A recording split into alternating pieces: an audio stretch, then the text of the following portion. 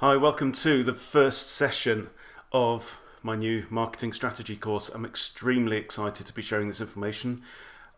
This really is the culmination of some stuff that's been around for a long time and is growing, and it really feels like its time is now. So I want to share this material because it's so valuable. I want to share it with as many people as possible, and this is going to be an 8-week, 8-session course. And this is the first session, the introduction to marketing strategy. So let's go. We start with the question, what is strategy? What is marketing strategy in particular? Well, strategy is the method of formulating a plan to achieve something. It's as simple as that, right? So there's something that you want to achieve, and strategy is how are we going to get there? How are we going to achieve that thing? Implicit in that, of course, is you need to know what it is that you want to achieve. And that's not as common as you may think. So how will we get there from here, right? So it's just like if I wanted to go and pick up something I bought off eBay from a place I've never been before. What am I going to do? I'll go on Google Maps, I'll put in the postal code, I'll see how far it should take to get by car, and then I'll use my sat-nav or Google Maps on my phone on the journey, right? And that is strategy. Strategy is, what time do I need to set off? What time am I going to get there? What could happen along the way? The thing I want to achieve is I need to be at that place at that particular time. And my strategy is, how am I going to get there? Simple as that. Okay, so that's strategy. You may also call the plan a strategy. So there's two different meanings of the word. One is the process that we follow to come up with the plan, and then you may also call the plan itself, this is my strategy that I'm following, and that's great. But the distinction is very important for reasons that we'll go into. It's important to distinguish between strategy and tactics. Strategy is, this is how we are going to get from here to there. It's like you formulate your strategy before you start. And when you've started, that's the time to stop strategizing, and that's when you get into tactics. So tactics are concerned with the day-to-day decisions, the day-to-day actions, the responses. If this happens, then what will we do? Okay, so in marketing terms, something like a one-time offer is a tactic. That's not a strategy, right? A one-time offer is something that you plan. It's a step, right? So after somebody's bought this, then you say, well, now would you like to upgrade to this for only so much? And it's like, fine. And you may remove that at another time without fundamentally altering your strategy. Okay, your strategy is, how are we going to get from where we are now to a point of success in the future? And you can change the tactics along the way, and you should change the tactics along the way in response to stuff that happens. Okay, so strategy, tactics, two different things. Okay, marketing strategy. Marketing strategy is that in the context of marketing, which is effectively selling. Okay, so marketing strategy is the process of planning how we will achieve what we want to achieve by selling something. And what you could sell could be products or services or even ideas, right? And always remember that money isn't the only currency. We live very much in an attention economy these days. So if you're asking somebody to give up, as I am with this video, some of their time, I'm selling you an idea and you are paying for it in attention. And attention is very valuable. It's becoming more valuable over time. Okay, so we sell something and it could be paid for in monetary terms, or it could be paid for in other ways like attention. Too many businesses go to market without any strategy at all. It's extremely common. I would say it is more common that a business has no marketing strategy at all than that they do. And the lack of marketing strategy is extraordinarily costly for many reasons. If you don't know where you're going, how can you get there? If you don't know where you're going and what your journey plan is, somebody comes along with a new tactic and says, hey, if you're not using my great webinar tactic, you are losing out. People saying, oh, ditch your website, what you need is a funnel. And you might go, oh, that's interesting. I'll go and, sit on your webinar. But, when you have a strategy, when I know where I'm coming from, I know where I'm going to, I've got a plan of how I'm going to get there, right? Then you can say, okay, Mr. Vendor, how will the thing that you are advising me to use, which might be great, how will that fit? How will that serve my strategy? And you then have a basis and a means of knowing and being able to decide if this thing will be helpful to you on your mission or not. And remember, there are great tools out there, right? There are some, tools and processes and techniques that can transform businesses. And any of those could be catastrophic for you if used the wrong way. I cannot stress this enough. We have a plethora, a multitude of tactics available to us these days. Tools, platforms, themes, all kinds of amazing stuff that we have at our disposal for marketing purposes today. Any of them could be amazing. Any of them could be awesome. Any of them could be utterly catastrophic. You could devote all your time into mastering Infusionsoft or something, but if it doesn't serve your strategy, that time could be wasted. So why is strategy so important? For this reason. This quote comes from Seneca the Younger, who was a Roman, a Spaniard originally, Roman, thinker and writer and part-time stand-up comedian in the 1st century. He says, if one does not know to which port one is sailing, no wind is favourable. And I love this quote. I've used this quote over and over again. If you've read Save the Pixel, you will recognise it. But this quote really sums up the importance of strategy in one sentence. If you don't know what your plan is, how do you know, how do you make those tactical decisions? How do you know which wind to take? Will this decision on this day serve me or not? And without a strategy, you have no way of knowing whether it will serve you or not. So strategy, extraordinarily important. So how do you do it? How do you come up with a marketing strategy? Obviously, that is my goal with this course, to help you figure that out. But here's a high-level overview. First step, where are we now? Right? What is the situation right now? You have to be honest about the situation right now. Second step, exactly where do we want to go? It's like setting out for a long walk. If you want to go through the mountains, right? You need to know, where are we going to go? How much time, how much energy is it going to take to get there? Will we need to stop along the way? Will we need to take food, water, other equipment in order to be able to get there successfully, right?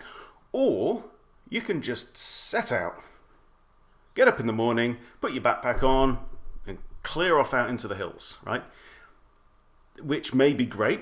You just wander around, hopefully find your way back, but you may get lost, you may run out of food, you may run out of light, you may have an accident. All these kinds of things could happen. So managing risks is very much part of what strategy is about.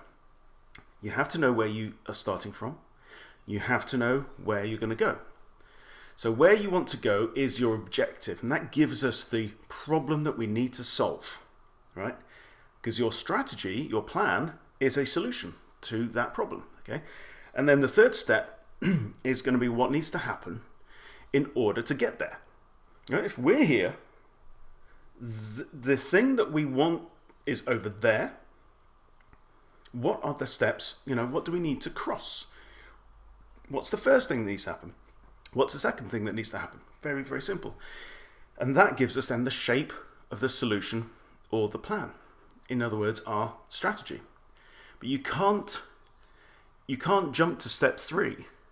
You can't jump to how do we get there from here if you don't know where here is and you don't know where there is. Okay. So we'll dig into these steps a bit now. The other thing I want you to think about as well is 4 quite distinct phases of approach or activity or thinking in the context of these steps, right? So, holding your head, where are we? Where are we now? What's the situation now? Where do we want to go? And then what needs to happen to get there? And in the context of that, 4 phases. Okay, first one is expand. You have the luxury, right, when you are not delivering your strategy, when you're not rolling it out, you have the luxury of being able to consider multiple possibilities in a relatively cheap way because it's a thought experiment, okay? So the first thing we do, and this applies whatever phase your business or project is in, you think expansively. What that means is you ask questions, you explore, you consider various possibilities. What if?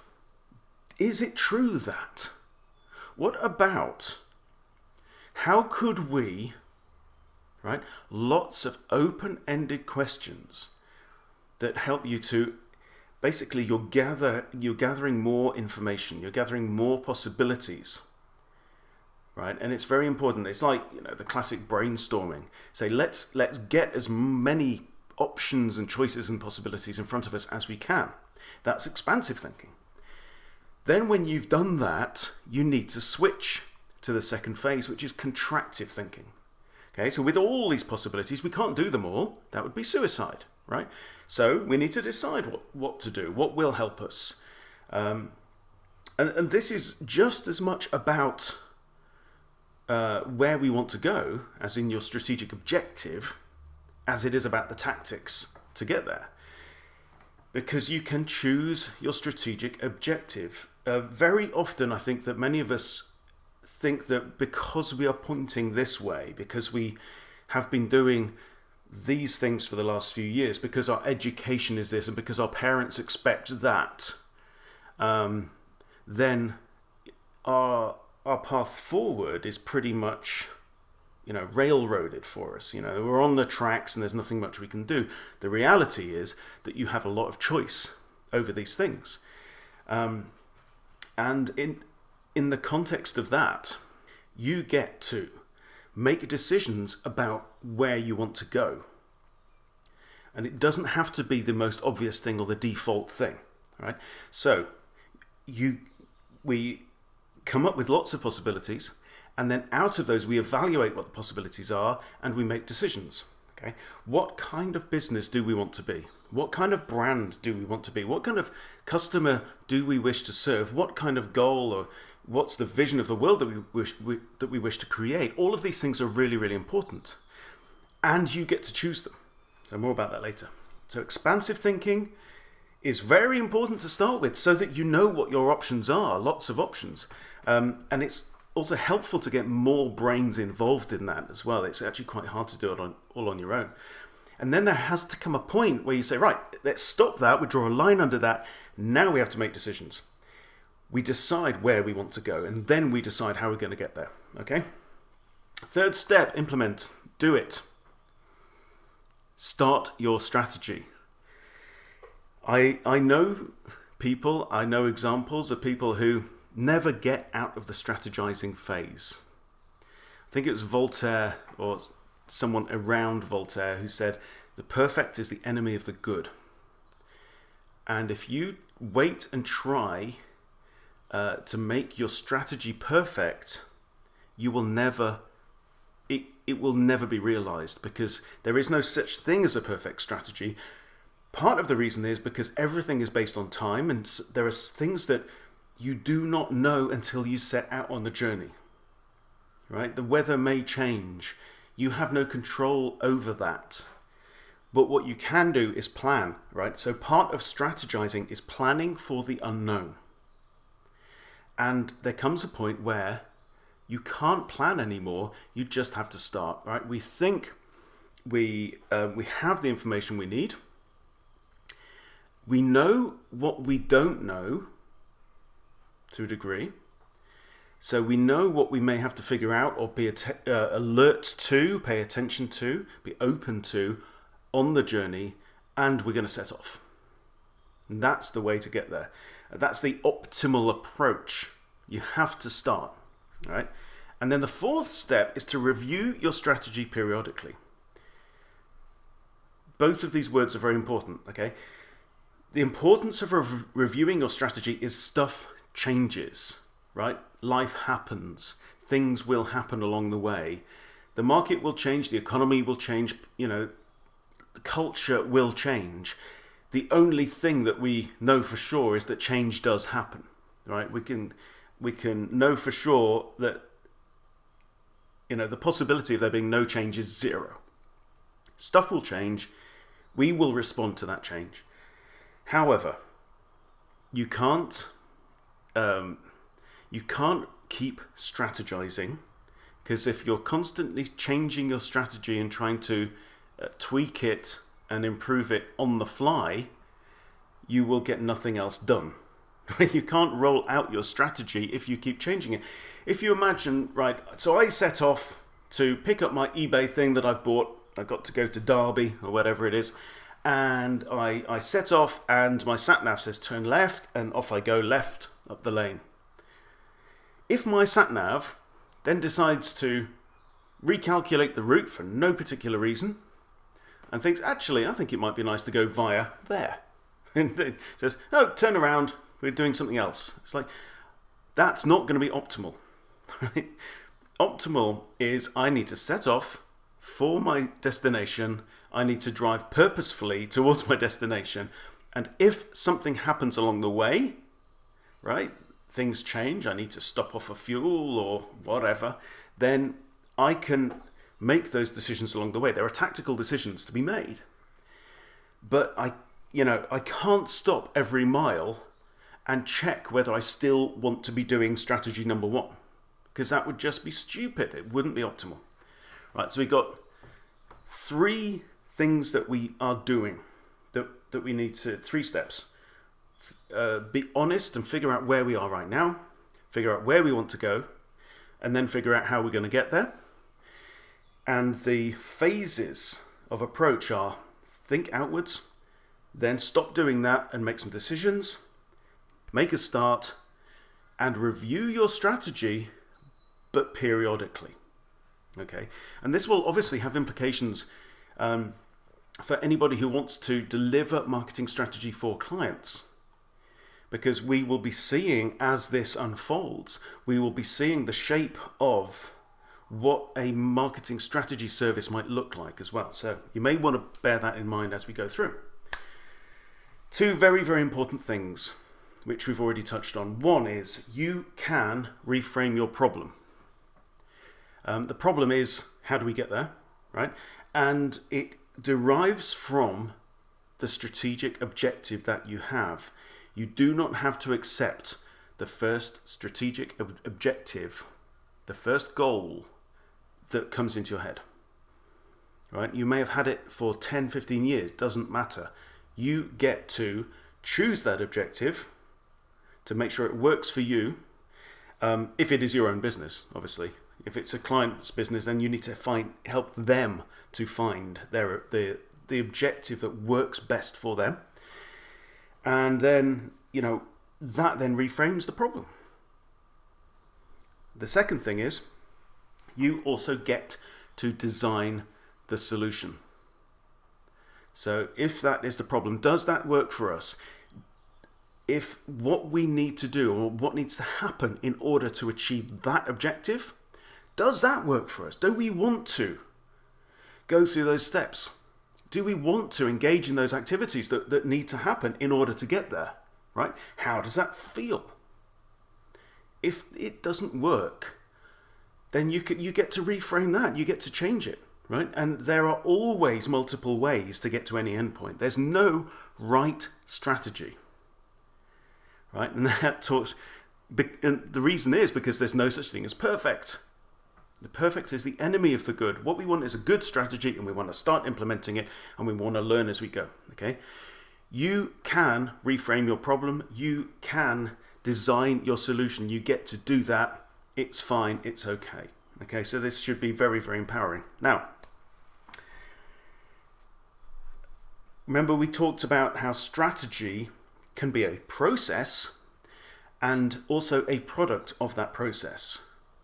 So we go through this process, these 4 phases of thinking and these 3 steps, okay? And we come up with a strategy. So we do the strategy work, we strategize, we come up with a strategy. That strategy is, by definition, always 100% of the time context sensitive. Because it always depends on who we are, where we are, like the context, where are we in time and space. It depends on where we want to go, and it depends on what resources we have, and our competition, and the risks, and so on and so forth, right? All of this stuff matters. All of these things make a completely unique problem space, a completely unique situation. And for that reason, right, you cannot buy an effective strategy. Okay? Work with me on this. A strategy is a solution to a particular problem, right? That is about how can this business or brand or organization or whatever get from its starting point to its desired end point, right?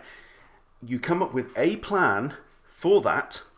That is a strategy, right? Now, that strategy may fit into particular patterns. It may reuse elements that have worked before, and that is a good thing. It's always a good thing. One of the stupidest things in the whole of marketing is the idea that uniqueness has any inherent virtue at all. It doesn't. Uniqueness is, just look at nature, right? Look at evolution. Most most innovations fail. That's how evolution works. That's optimal, right? That's how life works. Most new things fail. 80% or whatever it is of new businesses fail in the first 2 years, okay? That's the way it is. That's natural. That's right. That's okay. And the ones that work, work. Now, a strategy that works for one particular business in its context of where it started, where it wants to go, and all these other things around it, may work for a similar business in a similar context with similar goal. But there is no logic to say that you can take that strategy and transplant it into your business and expect that strategy to work to help you get from where you are now to where you want to go, because all of these other things are, completely unique, totally unique. It's like the DNA of your particular business. It's your fingerprint. It's totally unique, right? So you cannot transfer a strategy. Some examples, and right, there's a lot of marketing out there that will tell you, steal my 17 proven strategies for ... right? Ignore that stuff. There is no such thing as a proven strategy that is transferable to any other context. It's not. So, a sales funnel, there's a lot of talking about funnels these days, right? And I've got angry. I saw an ad saying you should ditch your website and instead be investing in funnels, okay? Funnels could be great. We've been talking about sales funnels for 100 years, by the way. It's nothing new. But, the technology has just accelerated all. But, okay, a sales funnel is an example of a strategy, right?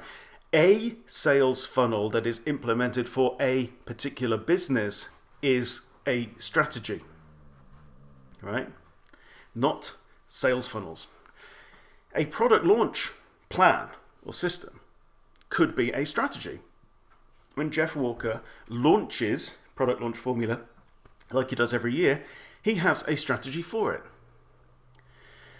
None of that means that you could take, Russell Brunson's particular sales funnel or Jeff Walker's particular product launch and copy it, pick it up and put it in your business and expect it to work, right? Because for the reasons that we said, it just can't. Okay, these things are no more transferable than a game plan, right? If you go out for a game of football or rugby or whatever your game is, you're thinking, okay, well, this is what we need to achieve because of where we are in the table. This is our competitors' strengths and weaknesses. These are our strengths and weaknesses.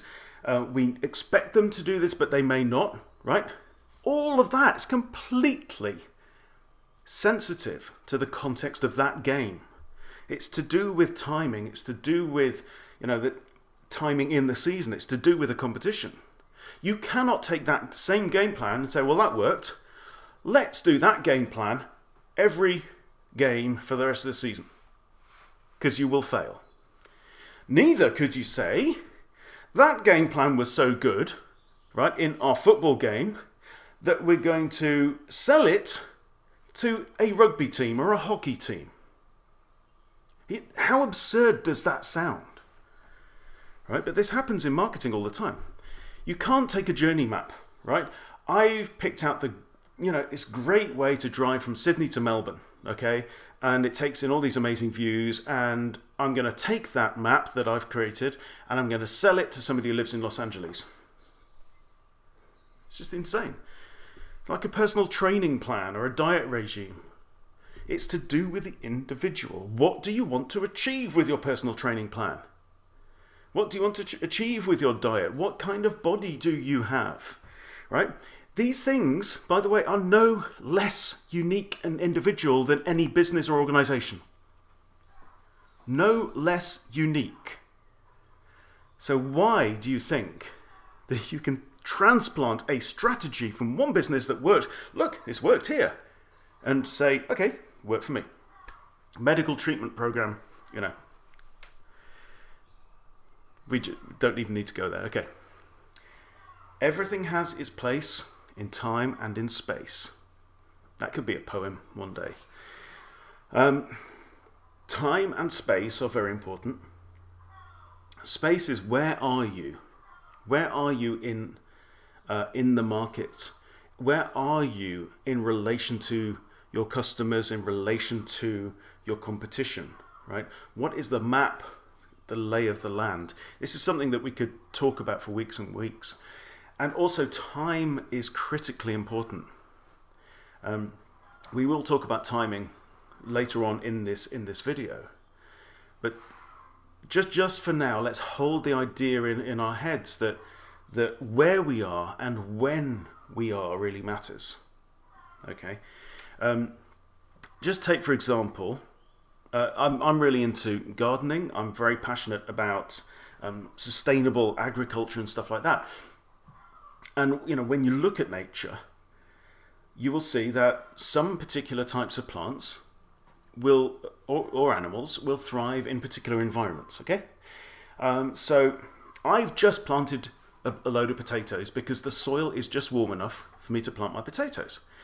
Now, and also my soil is good for potatoes, right? So that's place.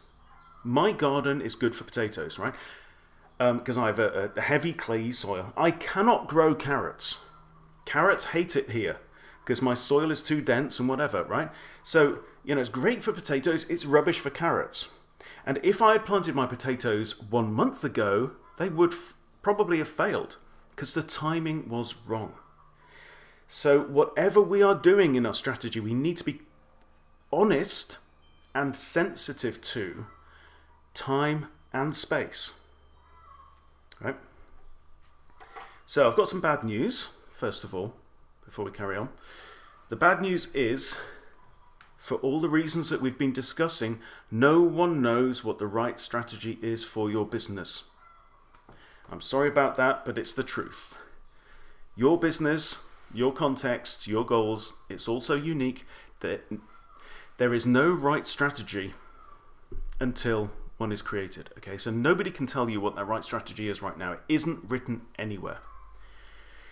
There are no shortcuts. There are no easy answers. fortunately, there's good news. The good news is no one knows what the right strategy is for your business. No one knows what the right strategy is for any business, actually. So all we can do is be honest, realistic, just realistic enough, just ambitious enough, just bold and creative enough, right? We choose our objective, we decide how we're going to get there, right? We make a plan, we implement the plan, right? No one knows what that right strategy is for your business apart from you when you work it out. No one knows the right strategy for your clients until you work it out. And more good news, you already have all the information you need to figure it out. Because you are in the context that you are in. You know what your clients are, potential clients, future ideas. You know about your competition. You know what your strengths are. You know what your plans are. All of this stuff is available to you right here, right now. Do not expect that any marketer can come along with a magic bean that will solve your dreams and make your dreams come true. It's not going to happen. You already have all the information you need. All you need now is a process to follow. And that's what we're doing. More bad news though. It's extremely challenging to design your own strategy. It takes a type of discipline that not everyone has. Okay, and that's just the fact of life, and it would be remiss of me if I didn't spell that out. So I honestly believe that the world is ready for a marketing strategist discipline and profession. Okay, so that's one of the things that I and others are working on right now. It is difficult, very difficult, to design your own strategy, but it's still worth doing. Because it's better to have a strategy than no strategy at all. If you're not in a position to get somebody to help you with your strategy, follow this process. It will help. Okay. It's also very hard to stick to a strategy. I'm extremely bad at sticking to a strategy because I'm an ideas person. That's what I do. I'm always looking for freshness, newness. If I look back over my career, it's so many things. If I'd stuck to that particular thing, I would have been a multimillionaire, but that wasn't the right thing for me at that time. Anyway, marketing, and in fact, business as a whole, there's a metaphor that comes from this book, that business is like a flywheel. Incredible book, one of the best books I've ever read on business by Jim Collins. It's called Good to Great. What Jim did was he looked at stock market figures over, I think, about 50 years. He had a whole team of analysts, and they looked for businesses that outperformed the stock market by a remarkable level of performance, right? And then what he did was he said, okay, well, what is special about these businesses that sets them apart from the rest? And he analyzed, I think, 7 factors that all these great businesses had in common and that normal or good businesses didn't do. One of the things was that they appreciated, and it was part of their culture and their whole approach, that their business is a flywheel. So imagine you've got an enormous metal or stone flywheel and it's stationary, and you put your shoulder against it and you lean on it and nothing happens. And you keep pushing and you keep pushing. Gradually, millimeter by millimeter, this thing starts to rotate. You don't stop. You keep your effort in that direction. Keep pushing, keep pushing. Then, inch by inch it's going, and then it's starting to trundle around. You keep pushing, and eventually that flywheel will have a momentum because you've been doing this one thing that is the right thing for so long that the thing takes on a life of its own. It has this momentum that almost can't be stopped. Sticking to your strategy is extremely important. Being aware of when it may need to change, either tactically or fundamentally, is also important, but not probably as important as seeing the job through. Literally lean on that thing, do it. So I think that part of the role of a strategist is to keep you on track, to remind you what your strategy is. Now, you can be your own strategist. It ain't easy, but it's doable. Right? If you write this stuff down and you make yourself look at it every Monday morning, that will be a huge help to you. Okay, so it's very hard to stick to it for some people more than others. Depends on your personality type. However, the good news is it's far easier to stick to a strategy that you have written down on paper than to stick to no strategy at all. Okay, so it's hard to do, it's hard to stick to, but we should try anyway, basically, is the thing. Okay, so let's get down to business. We're going to look at those first 2 steps of strategy. Right? Where are we now? What's the situation now? Where do we want to go? Step 1. Where are we now? What is the situation? Now, you could break this down into 1,000 other questions.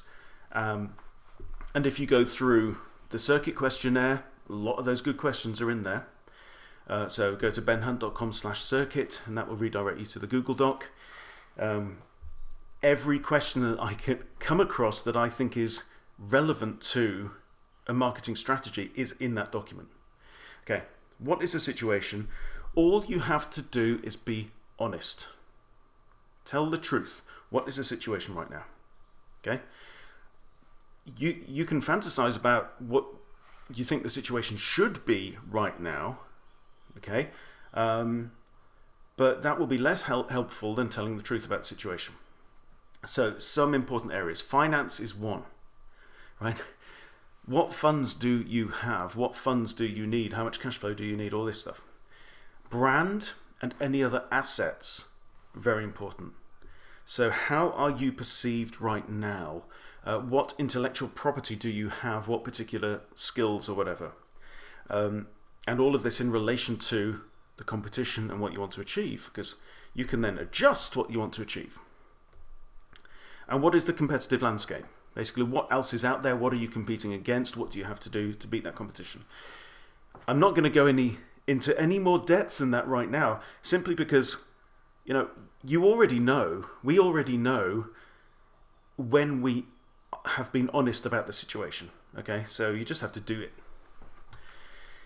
This tool may help, the SWOT analysis. It stands for 4 things. What are your strengths and your weaknesses, and what opportunities and threats are out there? This is probably the most elegant tool, because it's so simple, for understanding the situation right now. Okay, what are we good at? What are we bad at? What are our strengths and weaknesses? What opportunities are there out there for success? And what are the threats out there that could mean failure? Just writing those down, talking them through, can be immensely helpful. So where we want to be at the end of this process of step 1 is honesty about the present situation, reality, the reality of it. Okay, we mentioned timing before. Let's talk about it a little bit more. How much time do we have is very important in some contexts. There are some businesses where time is just not a factor. It doesn't matter. It doesn't matter how long we take to get to where we want to go, right? But so you need to be honest in your strategy. Is time important?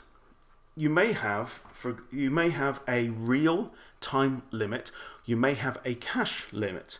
Lots of startups may raise some capital, and they have to achieve a certain thing in order to be able to raise the next round of capital in order to get to wherever they want to go. Okay, so you might have a multi-phase strategy. Runway is a metaphor that I use to think, well, okay, how long have we got to build up speed before we need to be airborne? Right, that works for me. Another context of timing is, where are we in the life cycle? Life cycle is highly relevant. Remember, we've already talked about, planting crops. So if you plant at the wrong time in the year, if I plant my potatoes in February, they're not going to work. If I plant my potatoes at the end of the year, they're not going to work, because they're going to be trying to grow in the wintertime. You have to do the right things at the right time in order to achieve the kind of growth, the kind of success or result that you want. To everything there is a season, right? Quote that has a lot of meaning in that. There are times to do certain things when they are likely to succeed, and there are times not to do certain things. The natural world obviously has seasons and a lunar cycle, and the more you discover about biology, the more you realize how the sun and moon and other things have a huge impact on the way that nature works.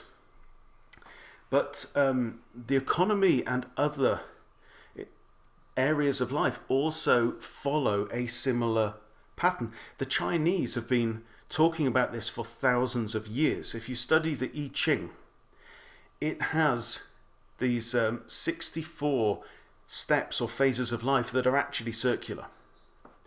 So, and these 64 steps apply to the seasons, a business or project or campaign or battle or relationship, all kinds of things follow this natural progression. It's quite a logical process. And, from, birth to growth and everything else in between, and then starting all over again. Everything has a season. Everything is in a cycle, and the economy has cycles. So we have all lived through multiple economic winters, right? So in winter, the crops are scarce, resources are scarce. You can't borrow. It's hard. There just doesn't seem to be as much money flowing around, right? And there is always an economic spring following an economic winter, right? When things are hopeful, people want to lend, people want to implement stuff, and that's when you should be planting and stuff like that. Then you've got your summer where everything grows really well. Then you've got the time when you need to harvest. Now, and then you've got, you will always have another economic winter to follow. Farmers, work extremely intimately with the seasons. So farmers know they have to plant here, big growing season, huge effort to bring in your crops and stuff. And then in the winter, you store, you protect, you maintain, you sharpen your tools, you maintain your equipment, all that kind of thing, but you're not outgrowing stuff. And we can apply the same kind of thinking to the economic cycle. And within that, the context of where is your business? Where is your business in its life cycle? So, a lot of people, I remember times in the 1980s and the 90s when it seemed like we had huge economic booms, and people thought, wow, I bought this house 3 years ago and I've just sold it and I've doubled my money. I must be some kind of freaking genius, right? It's like, I've got fingers of gold. I've got the magic touch. And they think they're just great, and they invest all their money in something else because they've had early success. But it wasn't necessarily them. It's just the fact that they were lucky because they planted their thing at the right time and they got the benefit of it. Then the economic winter hits. Suddenly that thing you've invested in may fail. And, if you've gone out and you've, showered money on cars and homes and stuff like this, you may have to sell all that stuff. And there's smart people who knew that the winter was coming. They've gathered, they made hay while the sun shone, right? Very important metaphor. In the summer, you cut your grass, you make the hay, because the hay is going to feed your animals through the winter, right? So in economic terms, you can apply the same kind of thinking, right? When it's easy to make money, but don't go out spending it on Porsches and stuff like that, right? Make your money, hold on to it, because in the winter time, which is going to come, winter is coming, all those people that have bought all that stuff and invested in all that stuff at the wrong time, because they did it in the autumn, are going to be selling it off, and then you can buy it cheaper, and so on and so forth. Anyway, we digress. Timing is important. To everything there is a season. It's also worth, if you're in the business of new technology or new ideas, to read up about the technology adoption curve.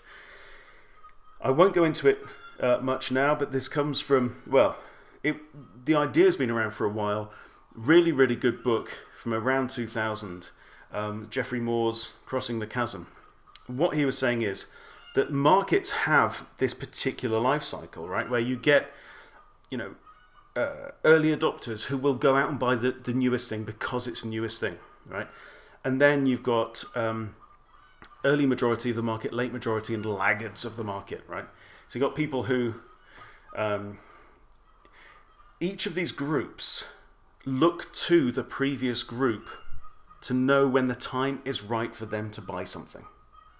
I'm not a rabid early adopter, so I remember I had friends who had cell phones 5 years before I bought a cell phone, because I just didn't need it. I'm not that kind of personality. There's some people who have to buy the cell phone, have to have the latest cell phone. Okay? Now, I will look to those people to know what phone to buy, but I won't have to go and buy the latest one. I'll wait until version 2, 3, 4 has come out, and then I might buy it because I know they work. So anyway, the market has a particular thing, and what Geoffrey Moore was saying is that there's a gap between these early adopters and the majority of the market where most of the money is made. And he says it's a mistake to market to the wrong piece of the wrong sector in terms of timing of the market. So don't, if you're bringing out a new idea, a new product, new technology, you have to market at the innovators, the people who just have to have the latest thing. And if you start marketing this as a mainstream product, the mainstream will look at it and go, well, how do we know it works?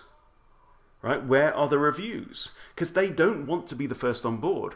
The people with the most money, the biggest market, aren't going to be the first on board. So you have to market at the people who need to be the first on board, and that means taking a different approach. Okay, so if you're in the business of ideas or technology, it may be worth having a read of this book. There's a lot of information there for you. So that was step one. Where are we right now? Where are we in space? Where are we in time? The second step is, where do we want to go?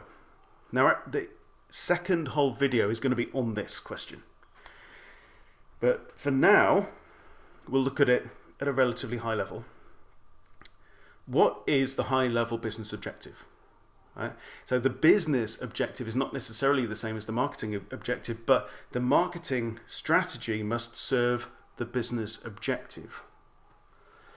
So where does the business want to go, and possibly when, or by when? And I think so many of us think we just want to make money, and that's not the answer. Making money is not the answer. Partly because making money as well. How much money is money? You could.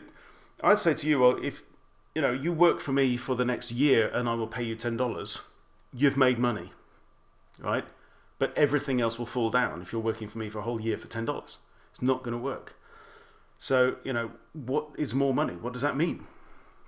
Here are some examples of objectives that don't make sense. Okay, sell more is not a good high-level objective. Why? Because how much more is more? Selling more could actually be the wrong thing for a business. Make more money by the same token, right? Grow.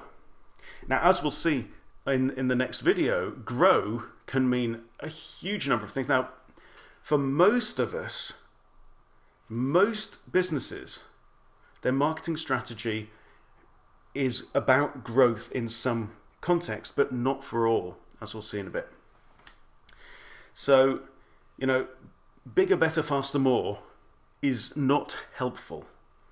That is not an objective. It's not fixed. You don't know when you've got there. How can you know where there is, right? Sell more is a direction, but not an objective, right? Same with make more money, grow, whatever. It's a kind of that way. You may choose to use SMART, right? So what is a SMART goal? It's specific, measurable, achievable, realistic, time-based, something like that. I don't particularly use it, but it makes sense to say, okay, it's specific, we've nailed it down. We can tell in, specific terms when we've got there, measurable, and all that kind of stuff, and time-based is important. That may work for you. I prefer the having a beer test. I learnt this off a former consultant that I was working under, and what we would say to a client is, okay, imagine if, give me a time period, a year, 2 years, 6 months, whatever it may be, we are sitting in the bar at whatever conference or in a hotel, and we're having a beer and we're saying the project has been a success. Great, clink, here's to us, we did it. How can we say that we did it? Right? What does we did it mean? And so you could say, well, okay, we've sold 1 million or whatever, or we've made so much profit, or we've got so many more offices or members of staff or clients, or whatever. What does success mean? And you can answer that for your own business because it's you. You get to choose. Right? Is that an inspiring and interesting and appealing goal for you? Or if you're doing it for a client, you ask them those questions. If we do that in this time frame, will that constitute success? Okay, so if 20 new clients constitute success, would 10 clients? Would we still be going, we did it, if it's 10 clients? Okay, what about 15 clients? What about 14? Right? You can use this test to say, well, 14, I'm not really happy about 14. Great, perfect. So now we know 15 clients, yeah? Yeah, 15's good. Right? So whatever it is, like, when can you clink those beers and say, we did it? Right? Another thing that's very important is to acknowledge risk. Not everybody is in the risk business, right? Some of us don't want any risk at all. Some of us are happy to risk it all on a regular basis. I don't know what your situation is or what your client's situation is, so you have to ask the questions. How much risk can we handle? How much risk do you want to handle? And you'll notice that a lot of this stuff actually comes down to emotion. It's not just all about numbers. A lot of it's about how it feels. So, how do you feel about risk? How much risk? What can you afford to risk? What are you not prepared to put at risk? All great questions.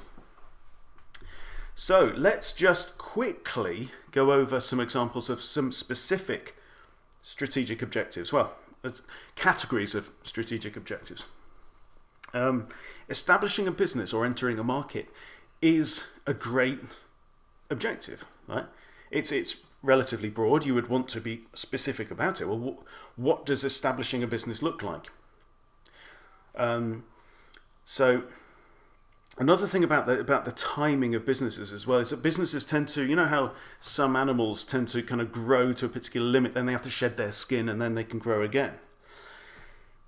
Businesses tend to be like that as well. They actually have multiple cycles of growth within their overall growth. And so what you find is you get to a certain point and then a significant change needs to happen, which quite often involves investment of some kind. So you need new ideas, new people, more money, something like that, in order to be able to break through into the next, level of growth. Okay. Now, so establishing a business is early phase in the life cycle. Entering a new market may constitute one of those, growth cycles. What is needed in order to enter that market? Both valid goals, both need to be more specific. Okay. Survive is a perfectly valid strategic objective if it's real. And this is why we're just talking about honesty. So, we can clink the glasses and say, well, the business is still running. We haven't run out of cash. If that is what success looks like, let that be your strategic objective. Right? Then our marketing strategy needs to serve that objective. The wrong strategy can be catastrophic to a business. Right? There are some businesses that need to gain clients or market share or whatever in order to succeed in the long term. And if you sacrifice what's really important in the long term for short-term objectives like cash flow or new clients or profits, can be very, very dangerous for a business. Some businesses should lose money strategically. Okay, let's take Amazon for an example. Starting in the mid-90s, Amazon had a business strategy that they were determined to lose billions of dollars on a regular basis. Right? Amazon deliberately lost money by selling books for a few years until when the book sales started to break even. Amazon went into the DVDs market, and now Amazon sells pretty much everything. But Amazon goes out to gain market share. Amazon's game is about market share. They want to be the place where you go to buy stuff online that's relatively mainstream. Okay? And in order to get that market share, because they know that if you're number one, you've got a huge... What's number two after Amazon? No one knows, right? What's number two after eBay? No one knows. So they deliberately burned billions and billions of dollars. And that was the right thing to do because of the strategy. The strategy was market share, right? Grow, as I've hinted, we're going to talk about this a lot more in the next video. Growth can take many, many forms, or reversing a decline. Our business is failing in whatever reason that we say, and we want to reverse that. Okay, perfectly good strategic objectives. Market shares, we talked about, the Amazon example. Market share is a good example of a long-term objective. Right? If you're going after market share, you're in it for the long game. Getting investment is absolutely a realistic strategic objective. Startups very often will use angel or seed funding in order to get to a certain point where they can prove a certain thing. Right? That's goal number one, so that they can then get first round of funding, second round of funding, and so on. And that could be completely different to another similar kind of business. And that's because they are a startup, because investment is the way that they work. This is just about acknowledging the lay of the land. And this is why you can't take one particular strategy and apply it to this business, that business, and the next one. Because these contexts are also different. There can be emotional or soft goals as well. I'll give you an example. Example could be, I've been working my butt off for 20 years doing this job. I want to go to semi-retirement and do more writing for next year. In 12 months' time, I want to be basically living by a lake and just writing, every morning. Right? Soft goal, emotionally driven, perfectly valid, perfectly good. So to say to that kind of business owner who in their heart really wants that, what you need to be doing is you need to be out on the circuit, you need to be running, Facebook Live stuff every day and blah, blah, blah. Could be wrong. Yes, it might make more money, but making more money is not the universal strategic objective. So there you go. And of course, exit. Somebody may say, I want to build this business to a certain level where I can sell it, or where I can bring on partners and in some way, or take it public, cash in and walk away. Perfectly valid strategic objective. And there may be others, but again, it all just comes down to the same thing: telling the truth. What are the facts? What's the situation right now? Just be honest about it. And remember, always, you get to decide on what your goal is, what your objective is, and you get to design the solution to get there. And if that solution is not appealing or inspiring, you don't have to go to market with it. You don't have to launch. This is the beauty of doing your strategy now, because it involves grey matter and paper and pen, right? And you get to change it very, very easily. Just erase the whiteboard and start again. You don't have to be the business that you are now. You don't have to be the brand. Brands can change. Your market, your customers can change. What you deliver can actually change. We're going to be talking a lot about this over the coming sessions. You have all the control that you allow yourself to have. Right, and I'm talking as though we're talking to your business, not for delivering for clients. But the scope of the success of your marketing strategy is only constrained by the constraints that you accept. All right, so we're going to have a lot to say and a lot of stress on the amount of choice and movement that you have. And you don't have to engage in lots and lots of choice, right? Then it may be the case that you've been doing the business that your father did and his father before him, and you love doing that, and you just want to keep it in a state that you can hand on to your own son. Fine, right? If that is the truth, that is the truth. And all I could ask you to do is to acknowledge that there may be other choices, and you can say, yes, there are other choices, and I choose to do this. So you have the control. So, briefly, in summary then, the process begins with clarifying where you are. That's the first step. Be honest about where you are. The second step is tell the truth about where you would like to go. And then the third step is going to be how you're going to get there. It's very exciting to dive into tactical things and ideas, but it's really important that we've covered this. Now in the next session we'll be going really deep into the overall business objective, particularly looking at growth and starting to look at different patterns that strategies can take for getting there. And in the rest of the sessions after that we'll be looking at specifically how you can get there from here. Okay, but we've done some amazing work already on the groundwork, and thank you very, very much. I appreciate the time that you've spent to come along so far, and I look forward to going through the rest of these sessions with you. Thanks a lot.